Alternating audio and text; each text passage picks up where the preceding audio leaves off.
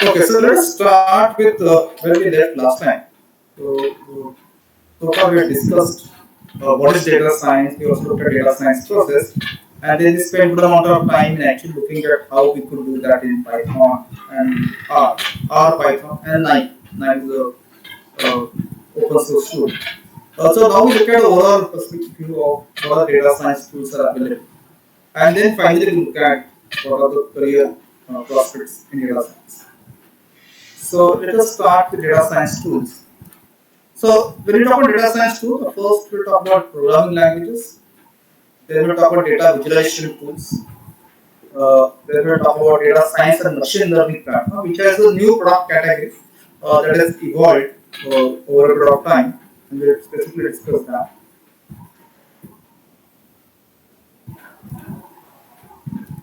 And then we'll talk about cloud AI developer services, which is essentially the machine learning part of it, which is a kind of part of data science. We'll talk about those services also. It's not a cloud, but they are one of the cloud services. We'll talk about that, which are the available services. So programming languages, SQL, R, and Python are kind of a core thing. So SQL is required to access database, and since most of the data, particularly structured data of transitional systems, is available in SQL or RDBs, SQL is a kind of necessary one to know. You could learn either R or Python.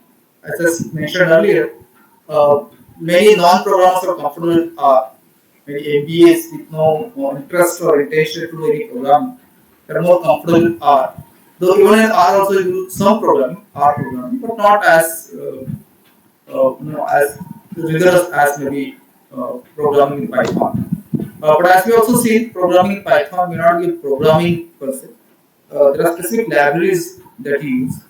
But interestingly, many courses, learning courses available, which are available for Python for data science, will actually start with scratch. They will start teaching you about Python data structures, which you actually don't intend to use when you are doing data science. So I also share some learning resources where you can directly jump onto those libraries and studying specific data science rather than studying everything which is in Python. Python is a very general purpose and pretty powerful language, but you may not want to learn all of it.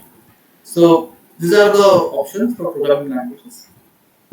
The second set of options is Scala, Java, C++, GDI. Uh, these are also useful for doing data science. And there are enough libraries which are so most of the libraries have they are implemented in some language, say Scala or maybe Python, and they provide application programming interface, so to say. So theoretically speaking, you can use any language and still do data science. So the most preferred is obviously R and Python, but you could do it in Scala, Java, C++, GPU. Similarly, you can even do it JavaScript, PHP, Go, Ruby, Visual Basic, and so on, because you will always use some programming language. But as I said, if for example we are undertaking the project next month, where we know for sure that we will be using some AI libraries, and we are kind of starting from scratch, so we'll as well pick up Python as a programming language rather than any other programming language. But if I have built a system in PHP MySQL and I want to use some machine learning, I can still do it. I can still do it, though obviously a little more takes some more time maybe to kind of figure it out, but it's very much possible. So it's not that if some application is not developed in Python, is you can't make use of machine learning. You could have applications written in Visual Basic and can make use of machine learning. So that's pretty much possible. So whatever programming language you could always go into machine. Now we already talked about R packages, and this is a list of R packages. The first three are part of the tidyverse packages. So tidyverse are many packages. These first three are coming from that. Specifically for data visualization, manipulation, and training. These are additional packages like radar for encoding rectangular data. Shiny is for building interactive webs, which is becoming quite interesting, and a lot of people started using it. So you can actually build web apps in R.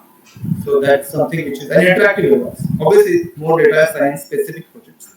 not general purpose data, but definitely you can do that in R. Then MLR3 for machine learning, and then if we say for data visualization, which we have seen in the Gartner session.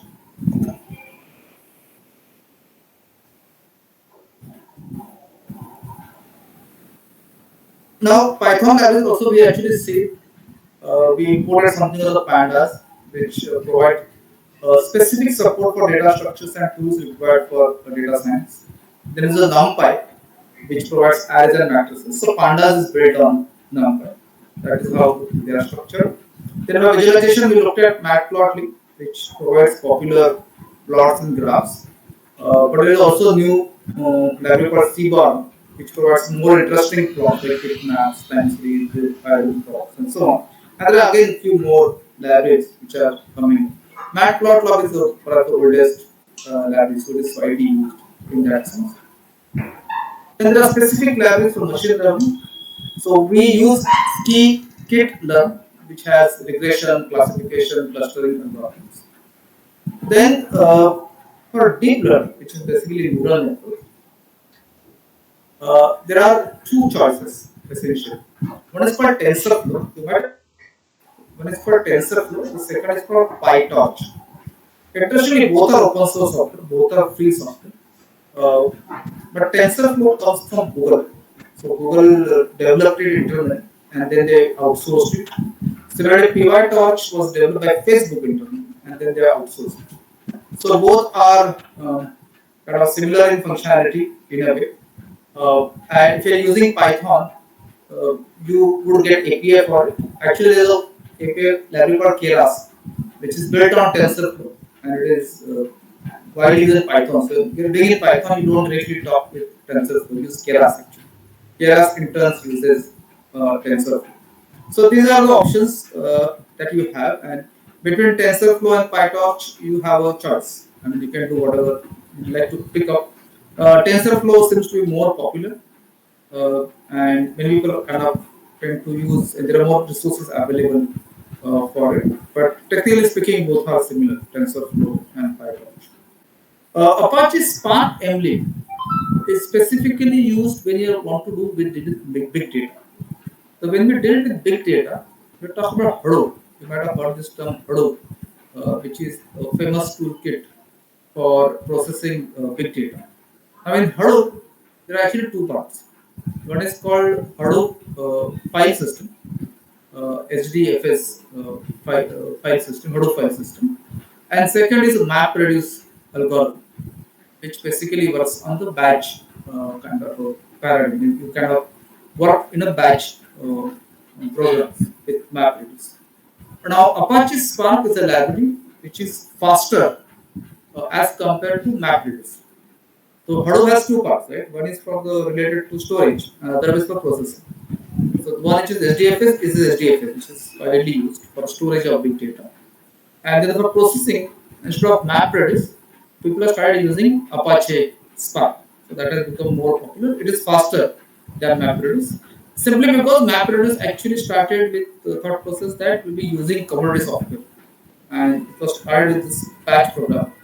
And I think it was around 2002 or something, Hadoop came in. And 2010 or 12, around almost like 10 years, Spark came. So, in a way, there is a good progression that happened. And if it is compared with a Hadoop MapReduce algorithm and Spark is multiple times faster. So there is no brain. I mean, you don't really choose between MapReduce and Spark. You go with Spark. Pretty straightforward. And it has a Python kind of interface.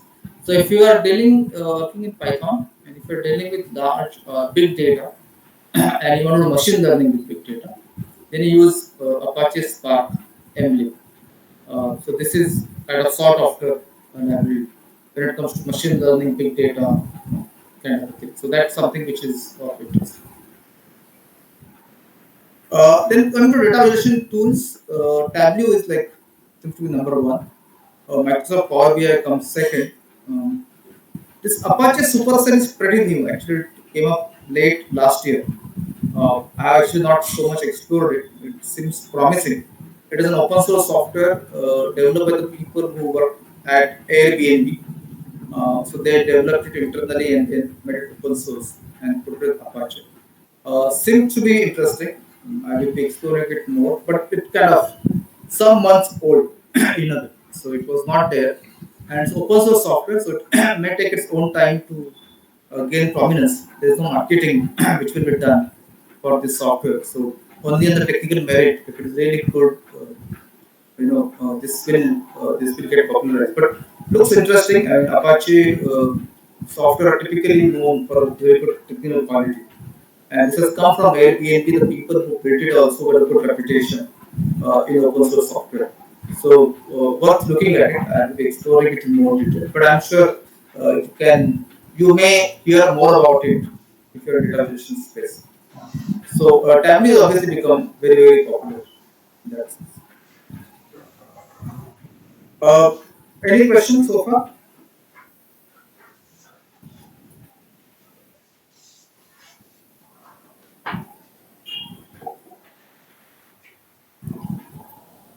Now, this data science and machine learning platforms is a new product category which have come up, and this is a Gartner. So, some of you might be aware, Gartner produces this magic quadrant. So, it kind of identifies vendors, and in the process, actually identifies certain product categories which were not done. So, they have given this name, Data Science and Machine Learning Platform, which is basically the software which can be used to build DSML solutions. Basically, predictive and prescriptive models. That is what this software is. And it would be supporting incorporation of this solution into business processes, surrounding infrastructure, products, and applications. And would support the sustainable consumption of insight on the platform, so on. Most importantly, support variously skilled data science professionals. So one of the challenge with Python and R is that you need people who are multi-skilled and have some good expertise in multiple skill domains, which is good to say. But in real life, getting people with deep skill in one area is so much of a challenge that getting people deep skilled in multiple areas is even a bigger challenge to get this kind of people. So from that perspective, having a platform which has a less smaller learning curve would definitely be helpful. And from that perspective, these tools will have a big future going forward. Now, I need to have all this life cycle, data ingestion, which is basically importing data, data exploration, model creation. So the process that we looked at, it kind of supports it. So we looked at NIME as one example, which should be here in this Gartner Magic Quadrant. If you can see it somewhere here. Yeah, it is here in NIME. So let me just zoom in. So we see 9 over here. There's a rapid miners there. So IBM is at the top, which has a software called Watson Studio. So IBM has, by the way, when it comes to AI, IBM is a big name, and the Watson software is very famous because of I think the the kind of competitions that it won and so on. So Watson Studio is their flagship product, and they kind of talk about it. Then SAS is another leading company in data science field. They also have SAS products. Then MathWorks has that MATLAB product, which is basically some kind of what you can say statistical products. It's kind of become that. TIPCO software has picked up their Databricks is another company which is specifically focused on data science. Microsoft is coming with Power BI over there. Google, AWS have their more offerings out there, and there is H2O.ai. There are very niche products which are there, and then there are some Anaconda is here, which is what we use open source Indian edition, but the commercial thing is also happening over there. R Studio is missing, but I'm sure it will come up. But this is a commercial offering. It doesn't take into account the open source or the programming language first. And this every year it comes up. So I will share with you the report, the URL with the WhatsApp group, and you can get in details of it. Each product, the Gartner reports provide pros and cons for each of the product offering.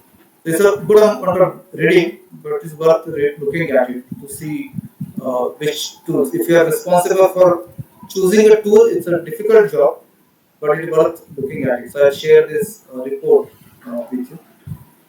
Another product category for which Gartner produces Magic Quadrant is called Cloud AI Developer Services.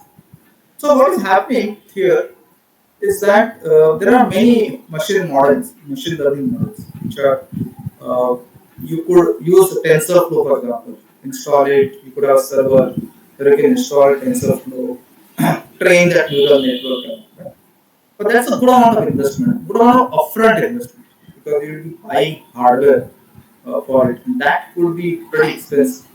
And again, we are not really sure how much fruitful it could be, and the hardware will become obsolete very soon, and so on. So the trend is specifically that AI is happening in cloud.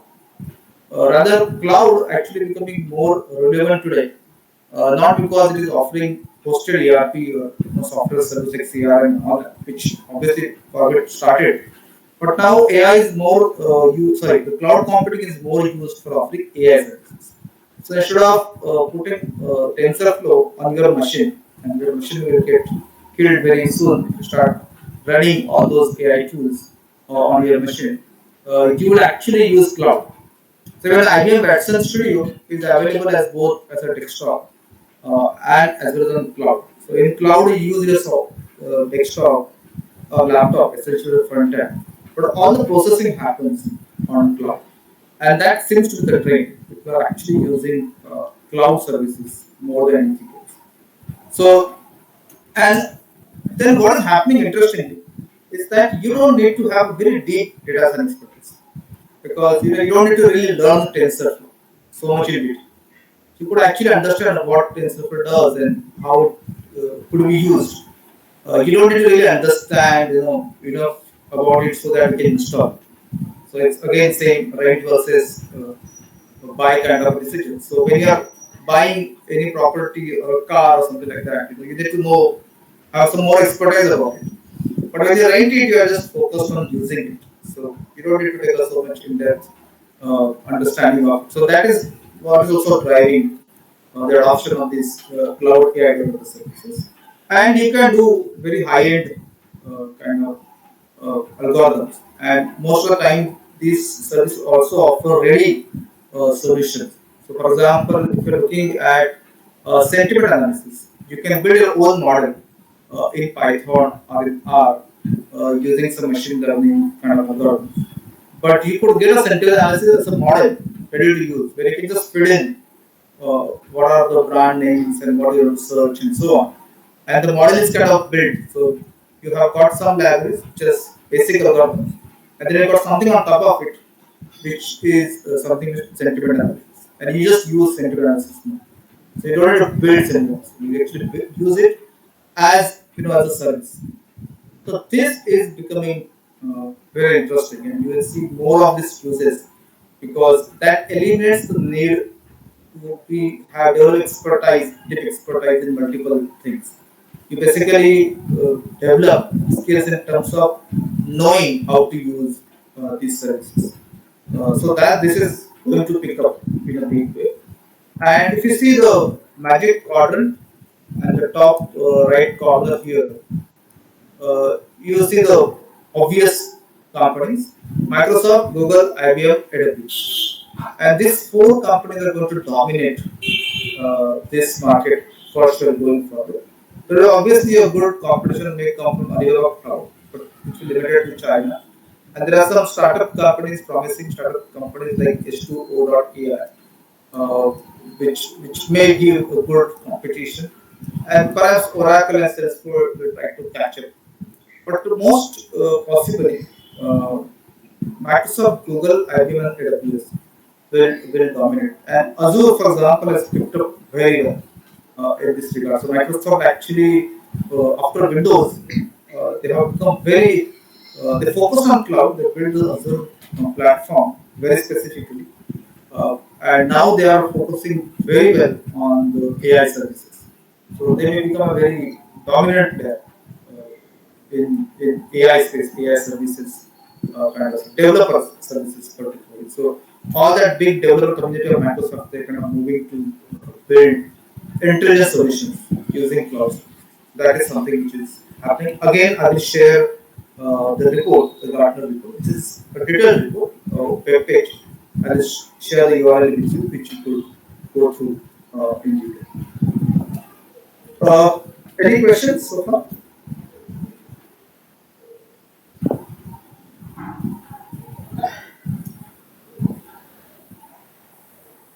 Now, if you wonder that so much of software, but where is the data? And particularly if you learn something, where do you get data? So there are actually interesting websites. So there is a website called datacatalogs.org, which provides a comprehensive list of open data. So open data is a new movement per se. So basically, people say that government has so much of data which they should open up, and this should be open data portal. So when I say data should be open up, it should be open up in the format which is usable. So many times, particularly US government is very good at opening up their data, but the data used to be in PDF format, which is not good for processing. So now the focus is on opening up data which is available as a CSV, comma separated values, or you can say Excel or some simple tab delivery data, something like that, which can be directly imported in your data science tools and can be analyzed. So in India, we have data.gov.in. If you compare this with US Open Data Portal, you will see we have a long way to go. But still, the kind of data available in open.gov.in is very good, and we could actually use data science tools to get some interesting things that we could learn from it.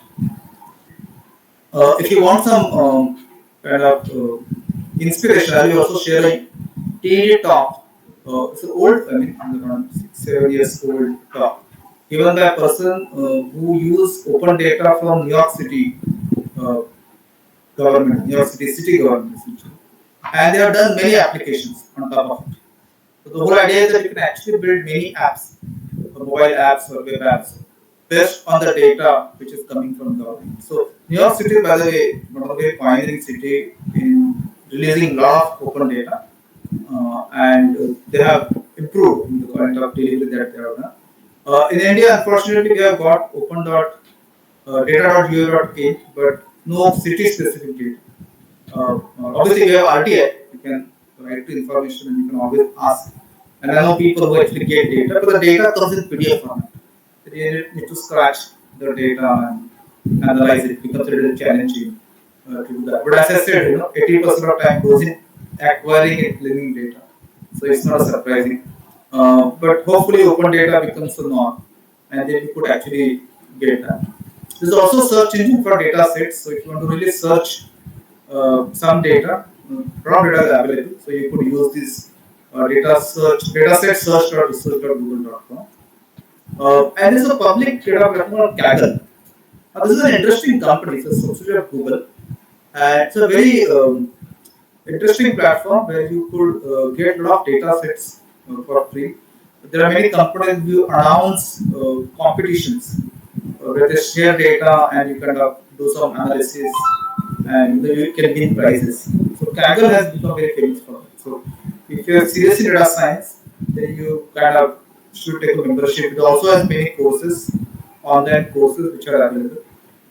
And if you're in data science, if you're not on Kaggle, it's kind of surprising. Sort of. So it becomes that way a very good educational resource per se. And there are many good data sets available on Kaggle. Most of the courses that you do or when you're learning something, the data sets that are used typically come from Kaggle. So you can see how popular Kaggle is. So that's something you should quickly look at. So that's all about the data science tools. And let me get to career data science. But again, let me take a pause and see if there are any questions on data science tools. It's a more of an informational thing, but any specific questions I can take now. Sir, actually, just a doubt that we have so many options here, right? So Hmm. anything specific to any industry or any specific use case, like which platform to choose now, because we have so many options available, right? So, Yes. So it's difficult to mention which industry, which platform. Uh, but the way it typically goes is that if you're building something from scratch, um, and if you're a startup or if you're budget constrained, then you typically go for R or Python, and then you would choose R if you're non-programmers, but programmers will use Python, that kind of a choice. But if you're an enterprise, particularly large enterprise, uh, and there are many large enterprises actually are choosing the DSML platform essentially, and there you see IBM, Microsoft, and those kind of products picking up. So if you join a company which uses a particular software tool, then you kind of uh, start using that. That is how it would work. But the market is still maturing, and particular DSML thing. And at this point of time, if you want to really build expertise on some DSML, uh, a difficult choice actually to do. But SAS has taken the lead. So they also offer certifications which have picked up MATLAB and all. IBM also has good branding in corporate, so you'll see more of that doing it. So those would become good choice, but it largely depends on the company which will pick up one of these schools. Does it answer your question? yeah, yeah, just So are you asking in terms of for individual or are you asking for a company? yeah, mostly enterprise level. Okay, enterprises obviously they will have a good decision to make. They have to follow the budget and those kind of constraints will come. But yeah, choices are many, and this is too early uh, to decide the clear winner in this case. Okay, okay, So, sir. Yeah. yeah, I speak on this game. Hmm. Yes, ma'am. So I think, yeah, so only thing, what I was looking is mainly for from a data science perspective, I mean, because there are data science, machine learning, I don't want to do a lot of programming, Python. So mainly visualization, data visualization and those things, data science. So which are the Hmm. like tools which we should get accustomed and so used to it, and how do we leverage from here and make from this level to deep dive more into this. So that will help us to do a career progression in data science or data analytics or data visualization and those areas. So that is so basically you have mentioned listed a lot of tools and this thing, but most frequently used in the industry, which is for the job oriented Hmm. career, which is your next topic. I don't know. So I'm asking only that question, but so that will able to help us to get a deep dive into it. Right? So that way we can focus on those each individual career progression. So that will help us. That's all I'm asking. Yeah. So if I get correctly, what you're looking for is if it's a career thing, which languages or which tools one should focus on, right? Yes. Yes. You're right. Yeah. Yeah. So I would suggest at this juncture you should pick up one programming language uh, because right now I need to be either Python or R. Uh, you should choose one of them. If you're starting now, I am biased for Python simply because I come with a programming background. So if you already have some programming background, then Python is a good choice because Python also has good library support when it goes to machine learning and those kind of it. Whereas R is kind of catching up, but many new things come in Python. So if you plan to be in a cutting edge technologies, particularly with machine learning and AI, that kind of a space, because If you really look at data science process, there's a lot of time you spend on data cleaning and data munging or those kind of thing. Uh, but the real meat comes in data analysis, which is where the machine learning comes in. And this is where the big data would come in. And that is where you will see Python has a little more leverage because it's ultimately a programming language. So you can build solutions kind of from scratch. And particular startups who are building solutions and or the new business venture of the existing company, like for the Infosys or Wipro, they also got some solutions, AI solutions built up, uh, which will use some of these. So they would prefer to use Python. So if you are some background in programming, I would suggest go for Python. That makes more sense. But if you don't have programming and you want to build career in data science, go for R. Maybe 3 4 down the lines, you will have more clarity on which tools will pick up. And data visualization, particularly, you have a clarity that number one is Tableau, number two is Power BI. It's pretty much clear.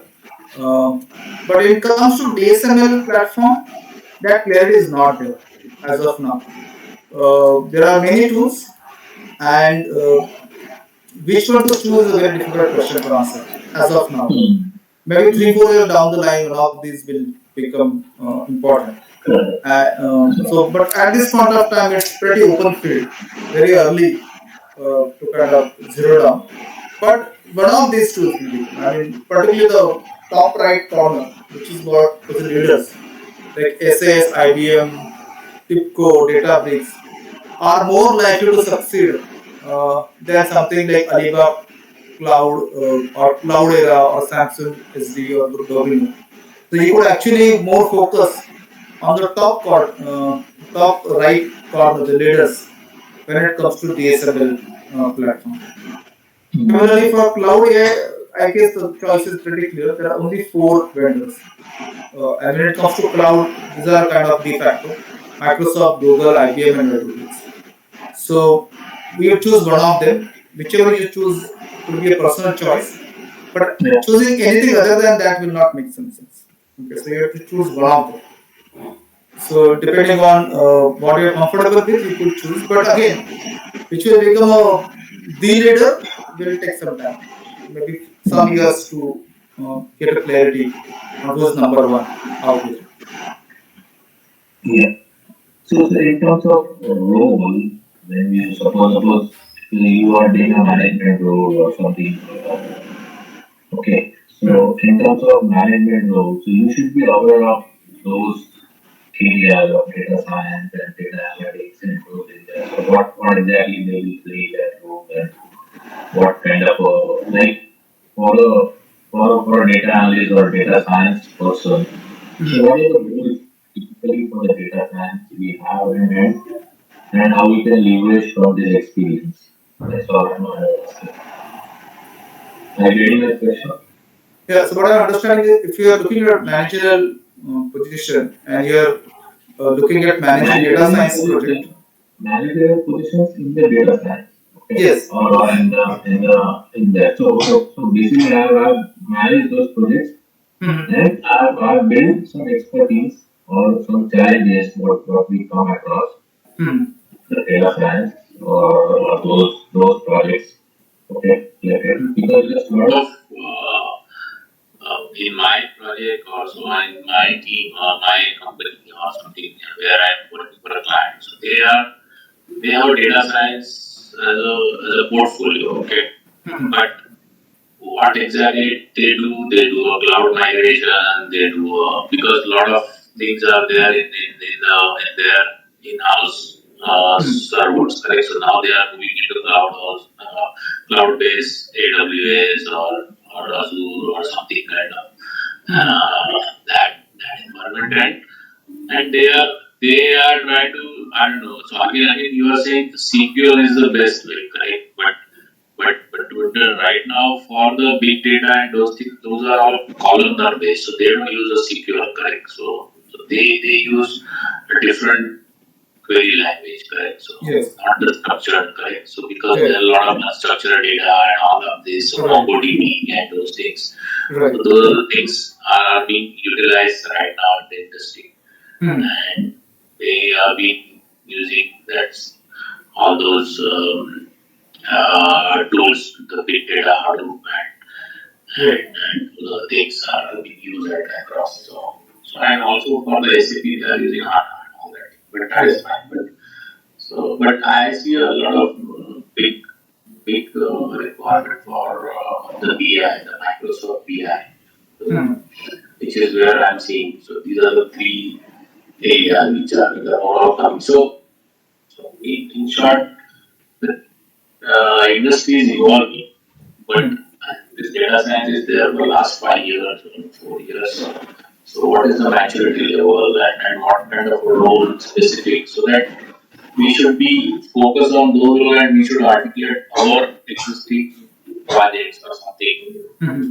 this fit into this roles or elaborate you have done so that you can Hmm. able to give proper answers or proper information from Hmm. that perspective. Okay. Okay. So I let think me. that we Yeah. cover in topic career. So I think yeah. So when I'm looking at career, I think let me go there and let us see whether that answers your question, or we can di- kind of delve into it a little more later. Uh, okay. So when you say career in data science, when people talk about data scientist, and this is a term which is used, and as I said, people give job vacancies as data scientist. Uh, the Gartner uses the term expert data scientist, which is what you say multi-skilled person. And typically, that person would be somebody who is a multidisciplinary role, which have expertise in computer science, statistics, specific domain knowledge, which are who are difficult to get in a way. Typically, such person will have master's degree, MTech in data science, or maybe MBA in business analytics, first business analytics and data science kind of thing, or PhD. Now, the reason why PhD is there because PhD is invariably, particularly PhD in social science, as well as in physics, and as well as social physical science, tend to deal with a lot of data. So somebody who has a PhD in health, public health, would have dealt with lots of data. So you need to handle that data and you need to use statistics as part of it. So those who have done PhD in different domains also understand data science process per se. Not only understand, they would have gone through it themselves with a hands-on expertise. So that's the one reason why you see PhD as a good qualification. So people talk about Google having army of data scientists, and almost all of them, if not all of them, are having PhDs, or people in Facebook or these top-notch companies. When they say data scientist, they typically would have PhD or master's degree, if not anything else. And then people insist that it's not only about PhD, but also one should have interest in data collection analysis. We should enjoy individualized work and problem solving, and should be communicate well, both verbally and visually. Now, if you really see this data kind of specifications or job specification, it's good to have, but very difficult to get, frankly speaking. And unless you are Google or Microsoft or Airbnb or any such startup which can afford to hire people at a very high salary, you would not really get people of that nature. So the question that typically asked is, are data scientists unicorns or is data science a team sport?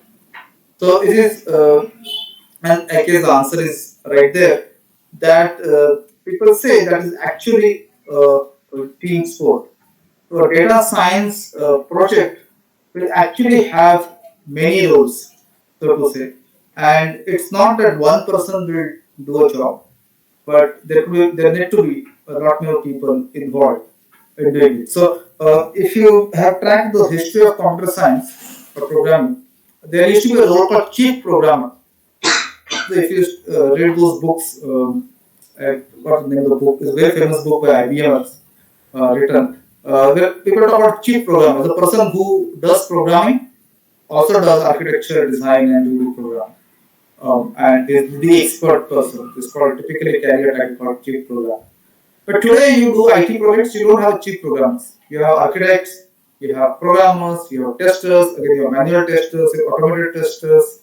You have different roles now, and people accepted the fact that you can't have one person who can go to the customer, talk, understand the requirements, uh, develop, design the software, develop the architecture, design the software, write a program, write SQL code, write maybe Java code, test it, and deliver it. Now, such people do exist, and many startups would have such stars who will do everything and build a product. But eventually, even that product is to maintain the people, where you get different skilled people. So in data science project, though people talk about shortage of data scientists and all that, they typically talk about expert data scientists, and by virtue of it, the way job descriptions are written for data scientists, it's very difficult to get these people. So, but that is definitely makes sense to have somebody like that if you're a very large data scientist. Gartner uses the term citizen data scientist, and this is a very interesting term. It essentially means that these are the people who may not have such an in-depth expertise in all three areas, statistics, computer science, and domain, but has good understanding of all three, perhaps a little more in some area than other, but it also has a good hands-on expertise on one of the DSML tools. So citizen data scientists are the people who actually not so much of a Python programmer or R programmer, but they will use tool like Nine and do the data science. So if your somebody is using Nine, which we just looked at the demo, you really don't need to do R and Python. You can actually use Nine. Obviously, it comes with a price tag, particularly if you're using as a company, you need to buy the license. But but you can actually do the same work, data science work, and you can do modeling and you can do everything. So a citizen data scientist will use a tool like that or a tool like IBM Watson Studio and so on. And most probably many people who enter data science field becoming data scientists will actually become more of citizen data scientist than expert data scientist. But even then, you will still may have a kind of a roles like business analyst who have deep expertise in understanding client requirements, interaction with client, and so on. The typical business analyst role, which is used in software development projects, would continue to be there in data science projects also. You could have a data analyst who would analyze the data and do more of earlier processing, pre-processing activity, so that you could have different roles. You could have a database administrator who will actually manage your database technically, the Oracle database or SQL database or even MongoDB. So it's technically management of it. You would also have a database engineer who will optimize your database. Suppose you have big data, then you need somebody who understands HDFS, Hadoop file system, and you need data engineers who are technically qualified to manage big data. You would have a data engineer again who will able to get data from different remote API, like if you want weather data, for example, and that is available. And you need to know how people who expertise in accessing data. You have a machine learning engineer who would know in depth about all machine learning algorithms, which one is better, what to mean by RSME, what are the different techniques of machine learning, which one we can use, how to validate. I mean, there is a lot to know in machine learning. So somebody could specialize only as machine learning. Somebody may specialize software engineer and build Python based or any other Java based software development, which will make use of data science or machine learning. Then there will be statistician who is large project will have statistics who only focus on statistics and talk to other people. There will be product manager, which is where I guess Hemant you're referring to, where you would be responsible for development of a solution or a productized offering or product per se of a product, which includes these technologies. And product manager may not really do hands-on on any of these things. It may not be really coding Python, but knows enough of it so that he or she can actually go and talk to different uh, people, the data engineers and machine learning engineer, and business analyst, and so on, and get the things done, or at least visualize or have some kind of blueprint and responsible to do marketing for it, and so on. And there's a traditional project manager who would actually execute a project like a data science project or any other project, just like starting a project and managing it and bringing it to the end. So in real life, as this whole data science is becoming maturing enough, we will see many such roles coming in, and you may need to choose which role you want to target. So if you really become a data scientist or expert data scientist, then and if you are already kind of mid career, it would mean that you are kind of investing in a big way in acquiring a master's degree in say data science. That is one way to go about it, or a PhD for that matter, so that you can become an expert data scientist. But perhaps you could actually go and become a product manager who specializes in data science or intelligence AI solutions per se. Or it could be a project manager who again specializes in building or executing data science project where you understand, you can communicate to people who's machine learning engineer, for example. So you understand, you can ask questions, which is what we're looking at, or how validation is happening. You need to communicate, and to communicate with somebody with machine learning engineer, you should know enough of machine learning. You can't go and talk to somebody who's machine learning engineer without knowing anything about machine learning. So you need to know, have some understanding of machine learning to communicate well. So as a project manager or as a product manager, you must know enough of data science so as to communicate well with the other stakeholders, the other roles. And if you're using a tool, then you should understand the tool. So if you're using Nine or using IBM Watson Studio, so you should have enough knowledge of it. So unless you are targeting to become an expert data scientist, uh, which requires significant investment of time and money actually in learning new skills. Other roles are something like you perhaps already a successful project manager, and then you just need to know more about machine learning, you know more about uh, maybe business domain that you're getting into. You need to know more about Python libraries and those kind of things. And you are kind of as good as, and maybe you can work on a project or two, and then you become an expert project manager for data science projects. I mean, you really don't need to do Python coding per se. So most of the mid-career guys, I'm sure, will pick up additional skills, which is not going to be a big investment. But if you're a business analyst, for example, it's always helpful to know a lot about machine learning because you may want to work with machine learning engineer. So that is possible. If somebody is starting a career, uh, then perhaps start with becoming a machine learning engineer. So focused specifically on statistics and computer science per se. And then eventually graduate and eventually become pick up more domain skills and all that and become an expert data scientist going forward. But can start becoming a machine learning engineer or somebody who's a statistician, MSc stats, can evolve into a machine learning engineer and then become expert data scientist. So it's up to how it happens. But as more projects happen and more projects happen with large companies, we will see this kind of a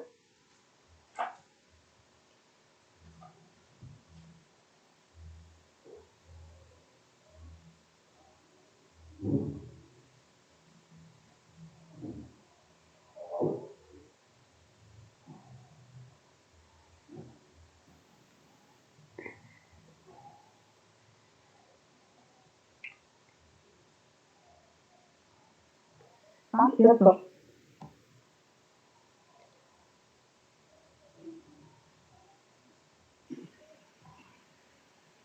Yeah, I think the issue from Shrikant. So, sorry.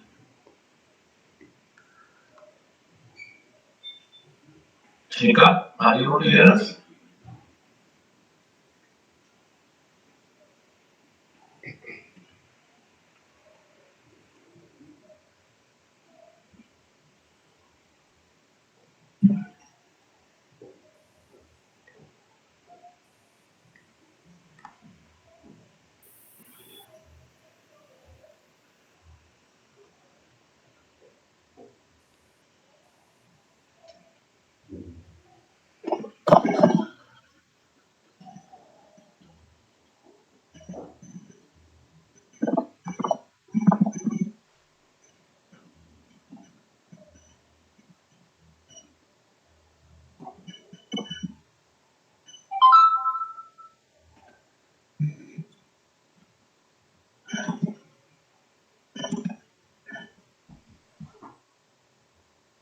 I saw a WhatsApp message.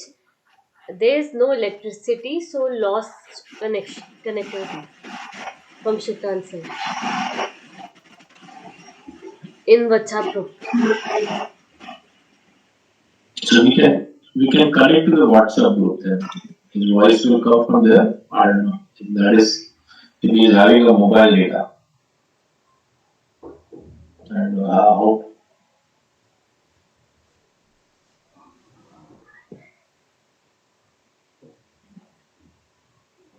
there is no in the group. He has not put.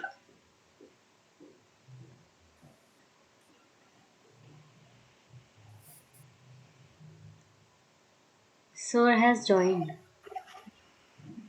Yeah.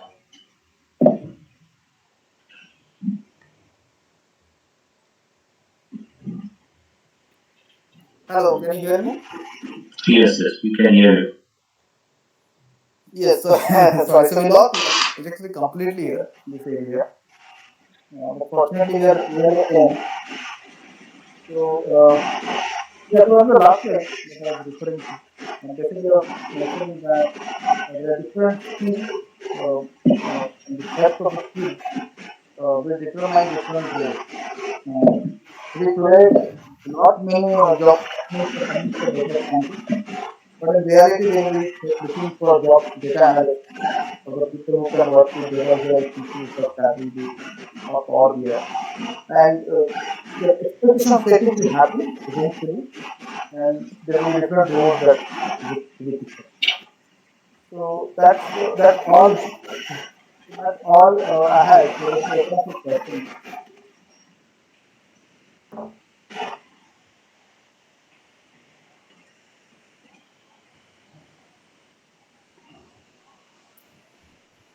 Hello. Yeah. So when are you planning to conduct the Power BI course? That will be in June. Uh, it will be Okay. second week of June. I'll send the details. Okay. Okay. Thank you. So what are the other courses you are planning to take, Shrikant sir? Or something you have in pipeline? Okay. So Power BI is definitely in pipeline, but we also offer what I call the one-to-one mentoring for a specific skill. So for example, if you want to build skill on say Python or R, then I offer one-to-one mentoring simply because there is a lot of online courses available. The content is available. The challenge is to need somebody helping hand. It's like I use the term like it's like you are going climbing a Mount Everest. You need a Sherpa. So you have to climb your own Mount Everest. You can't help it. But you need somebody who come along with you, and there could be some surprises in the way.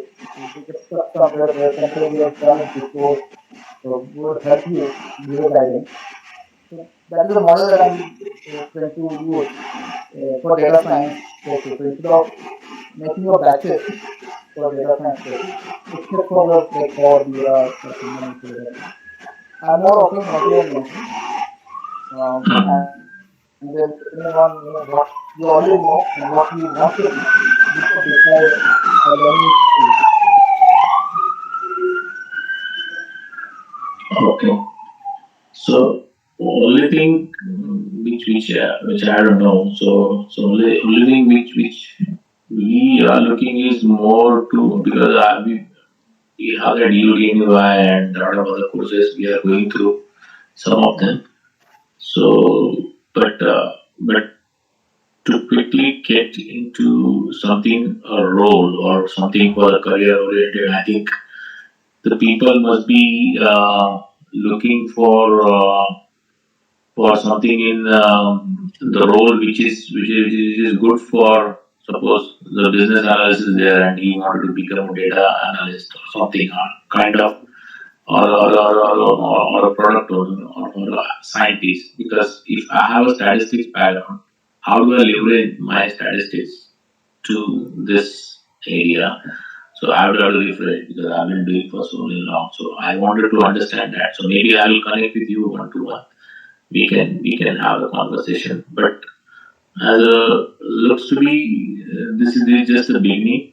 literally what you have mentioned, and we have to get our hands on and get more deep dive and profile and create some good profile based on whatever our expertise and articulate our things into data science project or data science related project. So that is what we might have to do more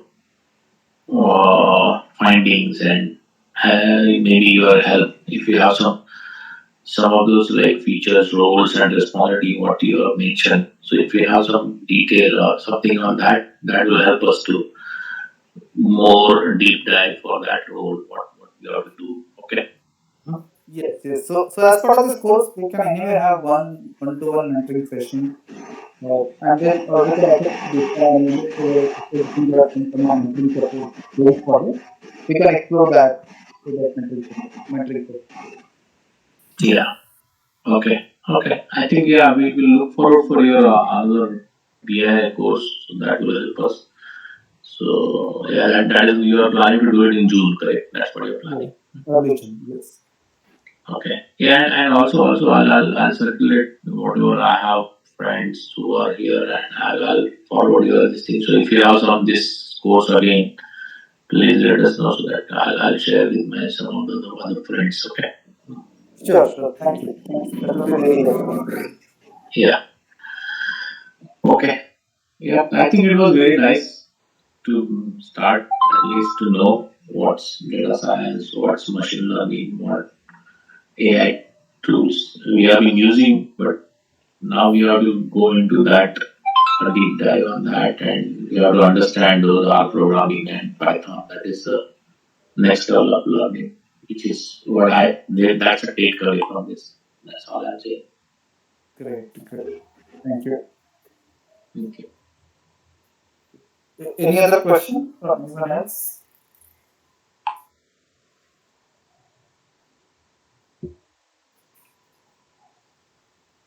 Okay. So we will make the recording of these things available maybe after a couple of days, and we'll have this group active for some more time.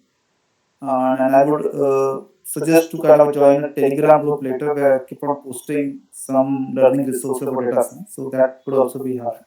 So you can continue to use. If you have any questions, please feel free to ask.